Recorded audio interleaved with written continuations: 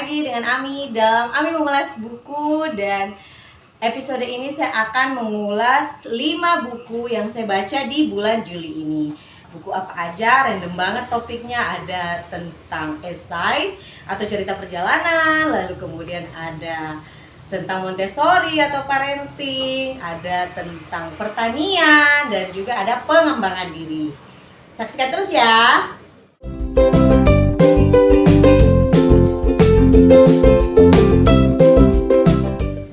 Buku pertama yang saya selesaikan di bulan Juli ini berjudul Tempat Terbaik di Dunia, yang ditulis oleh seorang antropolog yang awalnya melakukan penelitian tentang respon masyarakat di sebuah kota di Jakarta.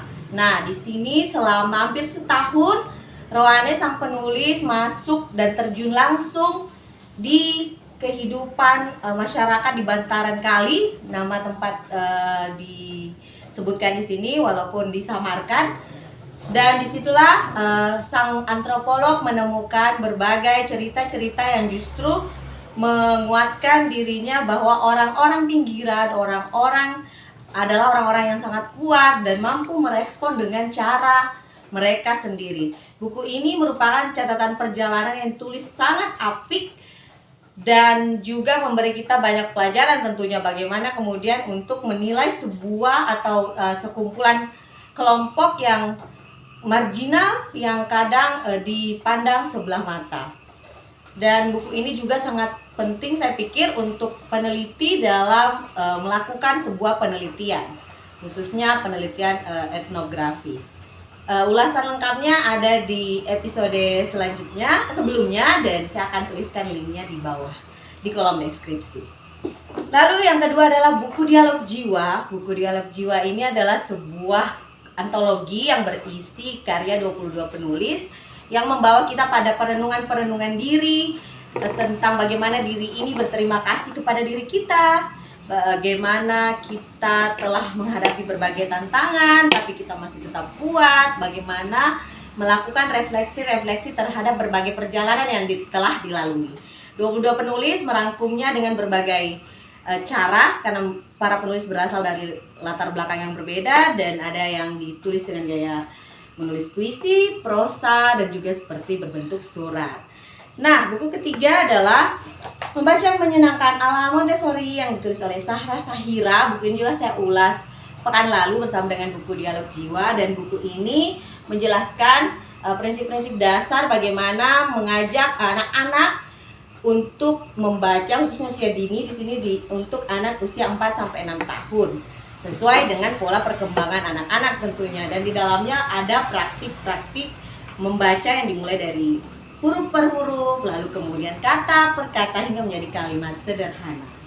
Cocok banget untuk orang tua maupun pendidik, khususnya yang bergerak di pendidikan anak usia dini. Buku selanjutnya bertema pertanian, berjudul Bertanam Sayuran dan Buah. Di dalamnya ada 20 sayuran komersil yang dijelaskan proses bertanamnya, jenis-jenisnya, dan berbagai hal terkait tanaman-tanaman tersebut. Nah, pertanian yang dijelaskan dalam buku ini sedang tentunya terkait dengan pemanfaatan lahan, khususnya lahan sempit. Bagaimana kemudian orang-orang bisa memanfaatkan lahan sempit untuk menanam sayur dan buah yang sangat bermanfaat untuk tubuh. Lalu kemudian juga buku ini bagusnya karena sangat aplikatif dan dijelaskan secara runut. Menurut saya tambah lagi gambar yang sebagian besar visualisasinya menarik karena pun berwarna. Lalu kemudian komoditas-komoditas di sini tentunya sering sekali kita temui, dan sebagian besar sekarang harganya sangat tinggi. Jadi juga menjadi solusi ekonomi sebenarnya ketika kita ingin belajar untuk menanamnya. Dan saya sendiri sangat mulai tertarik untuk mulai membaca, lalu kemudian belajar untuk mengaplikasikannya.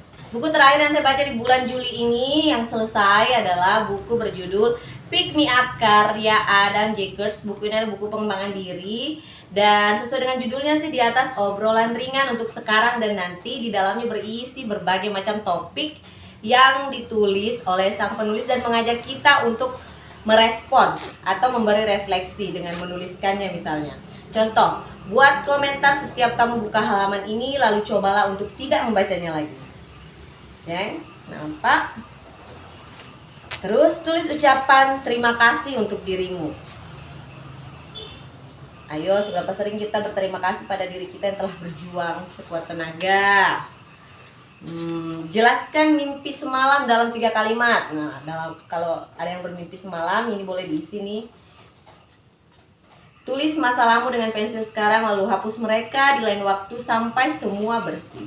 Jadi tentunya sebuah motivasi untuk menuliskan sesuatu, dan ketika selesai, itu selesai.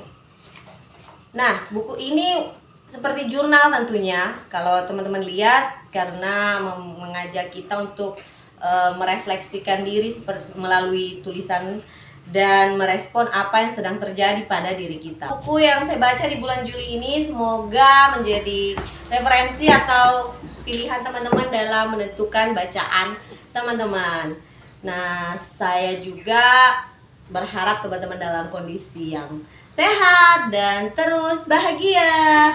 Sampai jumpa di video selanjutnya. Dadah!